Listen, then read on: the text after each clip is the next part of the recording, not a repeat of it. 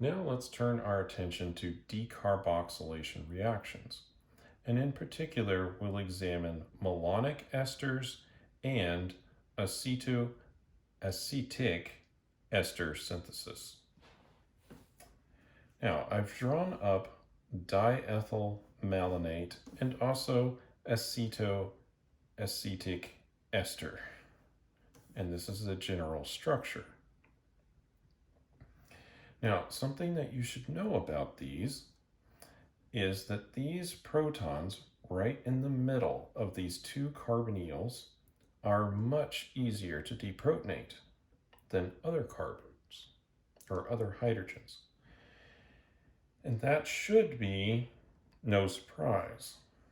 There's quite a bit of stability to be gained by having two of these electron withdrawing groups right next to it. And so the negative charge that will be generated will be a lot easier to stabilize as a result.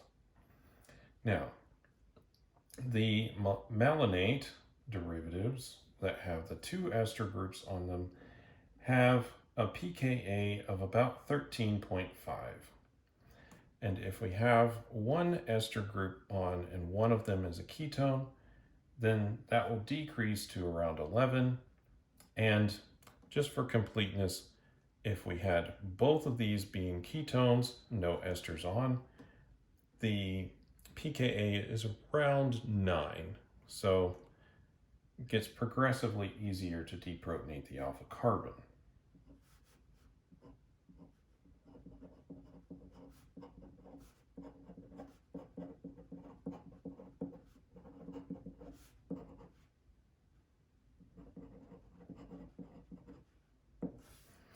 And of course, the alpha carbon that we're talking about is the one in between these two groups. This is also an alpha carbon on the acetoacetic ester, but this one is going to be much harder to deprotonate, and it just will not be possible within this molecule because we will preferentially be taking the ones that are easier. So if it's easy to deprotonate that carbon, then we can form a negative charge there. That will make it nucleophilic, which also means that it will be simple to alkylate that carbon.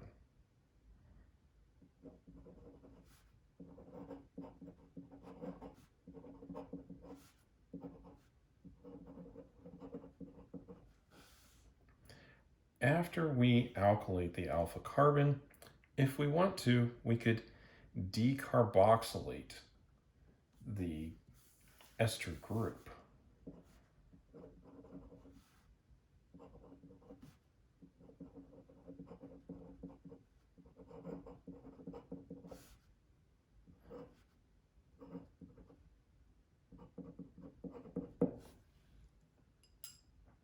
So let's look at an example of one of these reactions and talk through what we could do or why we might want to do this reaction. So we'll start with the acetoacetic ester, which feels like a little bit of a tongue twister at times. So we'll start with this, and we'll need a base to remove this alpha hydrogen. And keeping in mind that we don't really need a really super strong base, so we'll just use the sodium ethoxide, and we're choosing the ethoxide because that is the same as the alkyl group here, and so we won't be generating any other esters during the process. Although, since we're removing this group anyway, it's less important.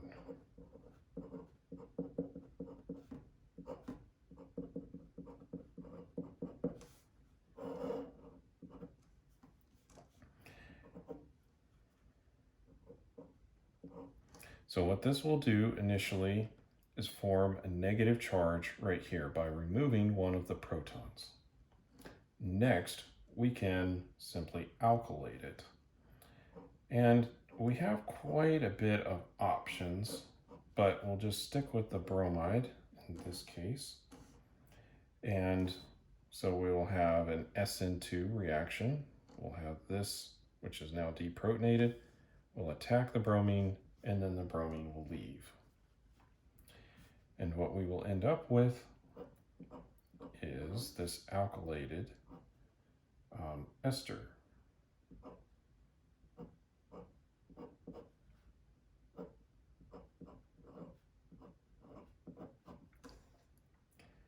Now, we could then decarboxylate this group. And the way that we can do that is first we'll have to hydrolyze off this group, this alkyl group. So we can do that with sodium hydroxide. I suppose we could have used sodium hydroxide over here, and we would perhaps, well, no, we couldn't, right? Because what that would do is form this into the carboxylic acid, and then we really would not be able to deprotonate here at that time. So we really do need this group protected for now.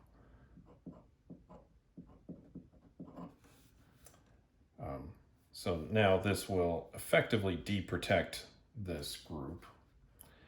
And I suppose it's possible to do that with the sulfuric acid instead. But it's just easier to do it with the base.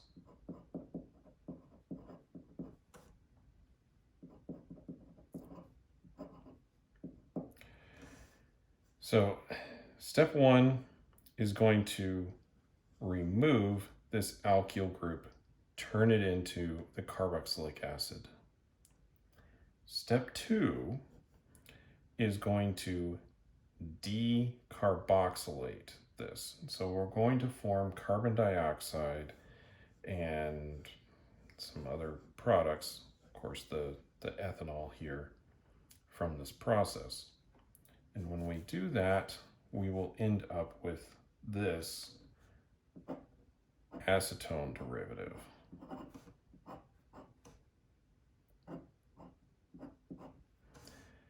And so this is a way to make substituted acetones, alpha substituted acetones.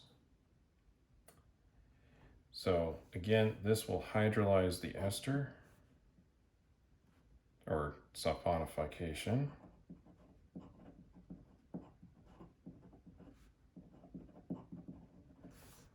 And then the next step here is to remove the carboxylate.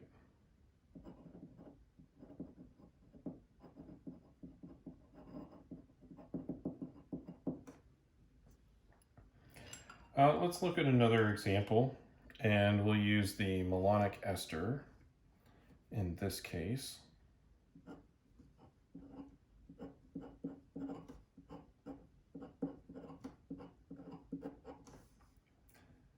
Again, we will use the same base.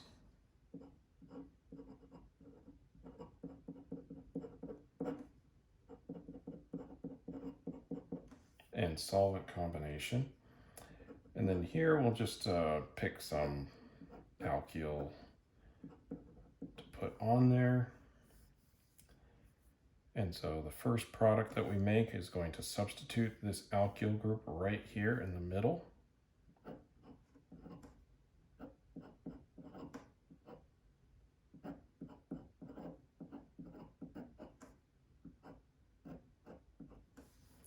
Like so. And then we can do some hydrolysis and then the decarboxylation reaction.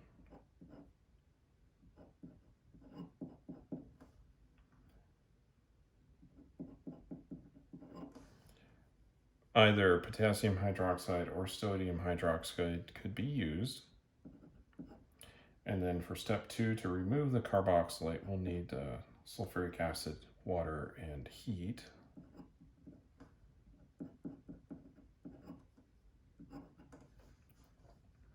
And then we will get an alpha substituted acetic acid. So it's going to hydrolyze both of these groups. These conditions are really only going to remove one of these carboxylates, and it will leave the other one alone. Pretty much because only one of them is going to really generate a good leaving group.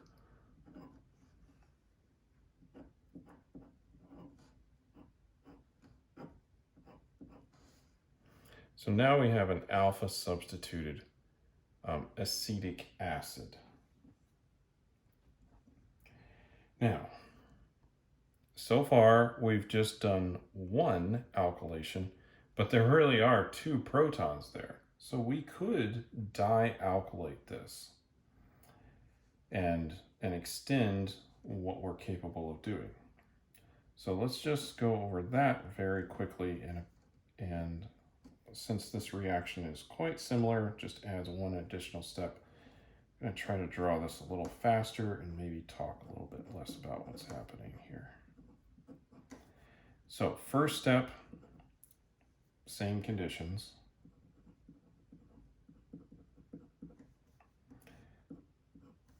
Ethanol as well. Second step, whatever we want to alkylate it with. We'll choose this 1-chloropropane. When we do that, we will get this initial product.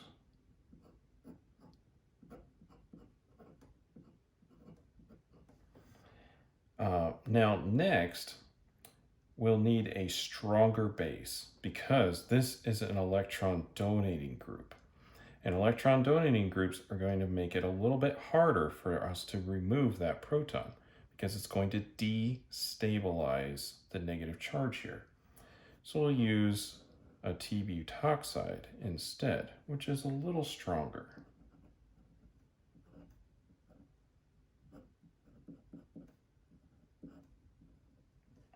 So we need a stronger base for the second reaction. And that's why we didn't double alkylate up here, because we used the slightly weaker or just strong enough base to go ahead and deprotonate that one time. And of course, we'll also control the stoichiometry, which will help. And then in this case, we'll just add our other alkyl group. And then we can form our new product.